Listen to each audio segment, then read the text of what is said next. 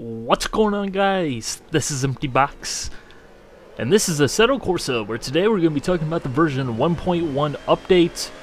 The DLC that launched alongside this update will come in a future video. I'm not going to talk about the DLC at all, except for the handling of the DLC, which I will talk at the end of the video, because I'm going to rant on that. Guarantee it. In the description, you will find a link to view the full changelog for the 1.1 update. I'm not going to talk about everything in this update because it'd be really quite pointless, because a lot of it is very, very small stuff that really doesn't particularly matter all that much in the grand scheme of things. Certainly not grand show-stopping features, just nice little small changes, tweaks, improvements, and altered handling of certain things and things like that. And by handling, I mean like how the game handles things, not like car handling. So, yeah. What I am going to be talking about, though, is AI. Race-ending damage is a thing now, as well as the flag system. So, let's start with the big question, the AI. For myself and a lot of you guys out there, AI is one of the biggest features that Assetto Corsa has to offer, alongside the driving, the modding, the tracks, and everything like that. It is something that is important. In my opinion, what I'm looking for with Assetto Corsa is a good offline moddable racing experience. Sort of think of it as a successor to R Factor 1. I want this game to end up being that same type of game, which I think is really what it's trying to be, but unfortunately in the 1.0 update, the AI was absolutely terrible. Fortunately in the 1.1 update, the AI is something that who knows was working on. So did it end up being any better? Well, I'm going to use some first-person shooter analogy, so bear with me if you don't understand this. Just make a little comparison here. The version 1.0 AI that was in the game previous to this update was sort of like enemy AI that walks into a corner and just keeps walking, and it doesn't try to shoot you or anything like that. It's just not even there. It's stupid, garbage, does nothing. There's no need for it. It's junk. The 1.1 AI, though, is a little bit better.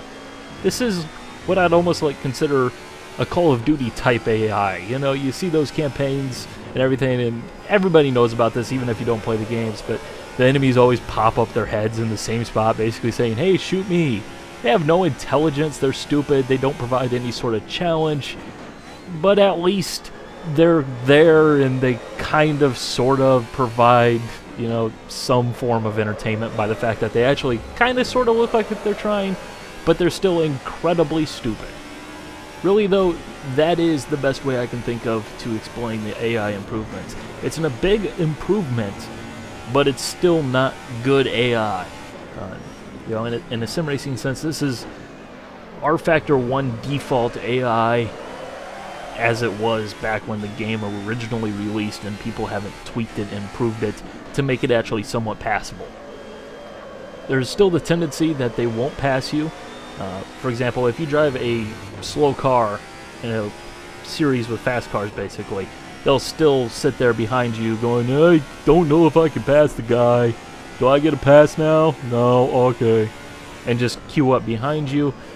But for the most part, if you stick to similar class cars, for example, with the GT3 cars and the GT2 cars, they behaved reasonably well because those cars are quite similar. Yes, they're different, but at the same time, you don't have one car that's insanely fast down the straightaway. You don't have one car that's really, really fast through the corners or anything like that. And that's when they actually can provide you a fairly decent race. They're still a bit on the slow side.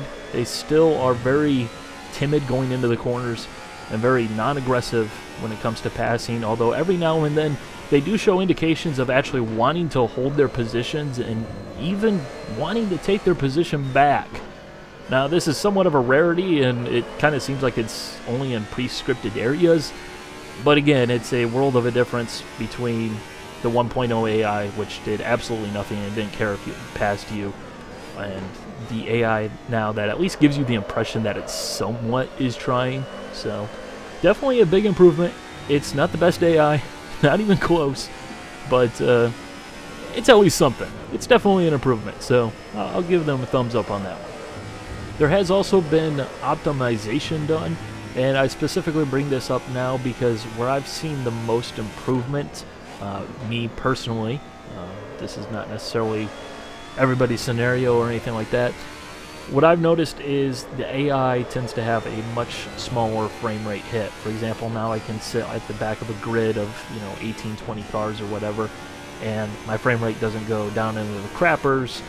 It basically stays exactly where it ends up being once the AI actually gets spread out, which is at my normal acceptable level. So, I haven't seen that much of an improvement when it comes to driving around by myself in single car situations.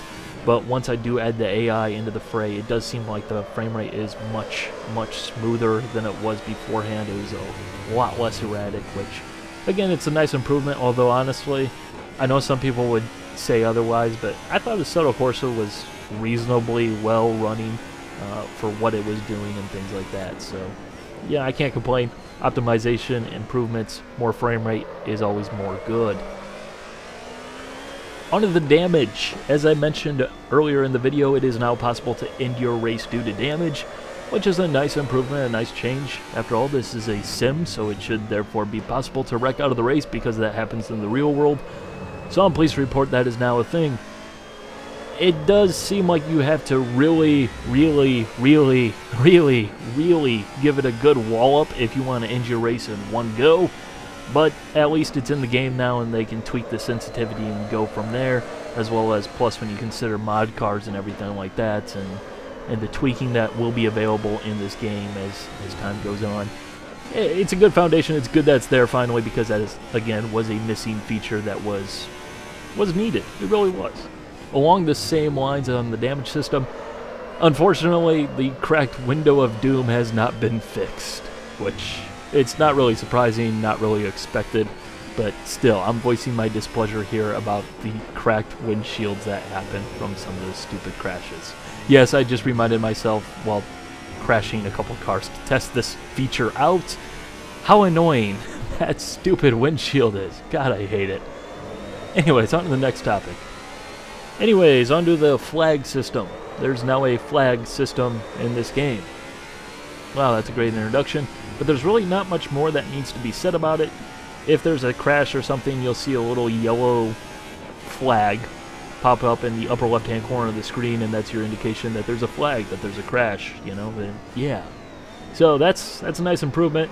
It's simple, it's basic, it's not really as robust of a feature implementation as I think a lot of us would like to have seen, but at least it's there. At least there's something now to notify you that when you go around that blind corner, there's going to be a car parked in the middle of the road on the corner exit.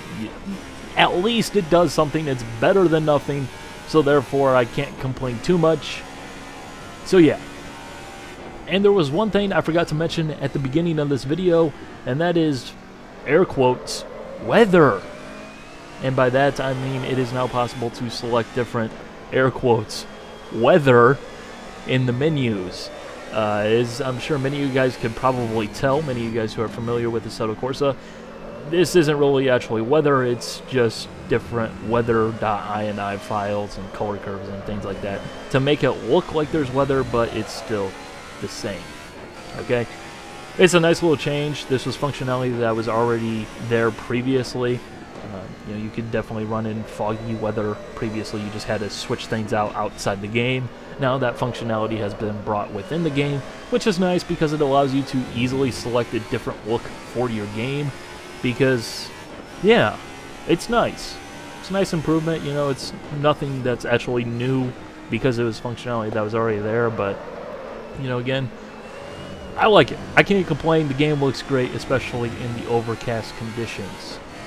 Okay, on to the topic of the handling of the DLC. This video would be incomplete without bringing up this topic because this is something that is very serious that really does need to be changed. If not right now, it's something that is going to become an issue down the road. So they might as well fix it sooner rather than later. Hopefully this is something that they will figure out a way to do and make it a priority fix because it really should have been this way from the start. For those of you guys who are unaware, let me begin with a disclaimer. This is not directed at the price of the DLC. This is not directed at the content of the DLC. This is not directed really at anything regarding the DLC itself.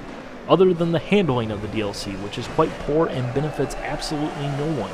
For those of you guys unaware of how the DLC works, we're specifically talking about the cars here. The cars are the issue. The track's not an issue. We can understand that. Everybody can understand not being able to race on a DLC track. That makes perfectly good sense. That's perfectly acceptable. But as for the cars, if you want to race on a server that has one of the DLC cars on it, even if you have no intentions of driving the DLC car, you have to buy the DLC. Which the easiest example is, right now, the GT3 cars. There's the Nissan GTR GT3 that's included in the first DLC package, which is a car, honestly, I have no intention of driving. I don't care about at all because it's not my favorite GT3 car. But if I want to race, for example, the McLaren on that server, I can't without buying the DLC. I have to buy the DLC before I'm able to join a server with that car, which is pretty silly here in the year 2015.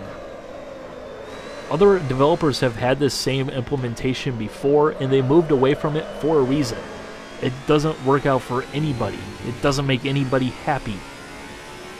Obviously, this creates a division between players with the DLC and players without the DLC, and puts server owners in the middle of that, basically, which is not good. It's better to have everybody focused in one area.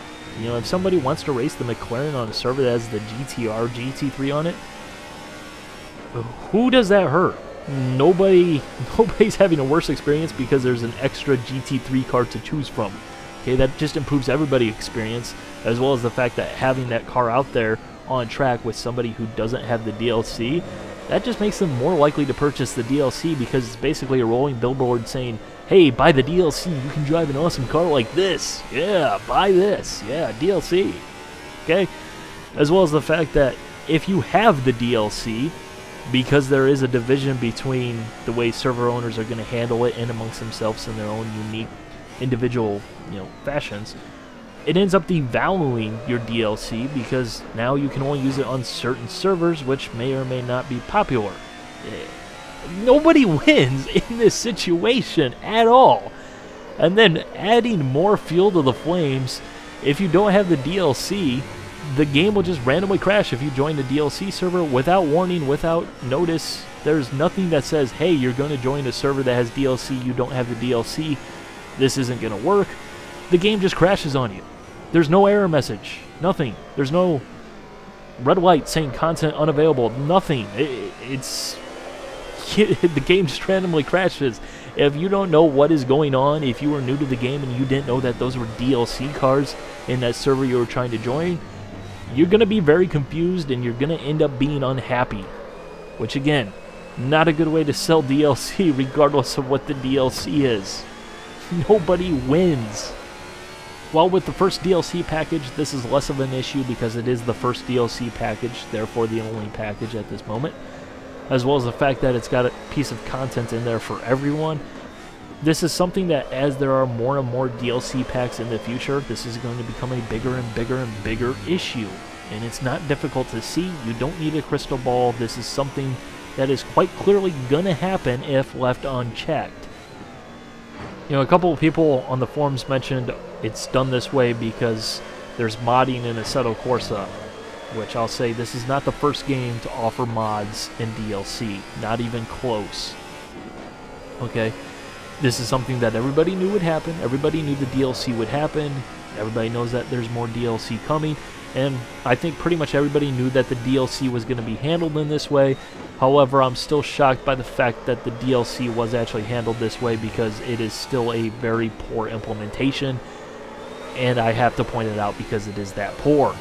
There's also the fact that there's not even a freaking error message, which, again, just terrible. There's nothing good about the way they handled the DLC with this. Hopefully they learn, hopefully they fix it, hopefully they make it something that's actually important to them, because this is a serious issue for everybody involved within Assetto Corsa. It really is. So there you go. There you go. There's a lot of good things within this update, and then there's all the DLC handling, which I'm certainly less than thrilled about. But yeah.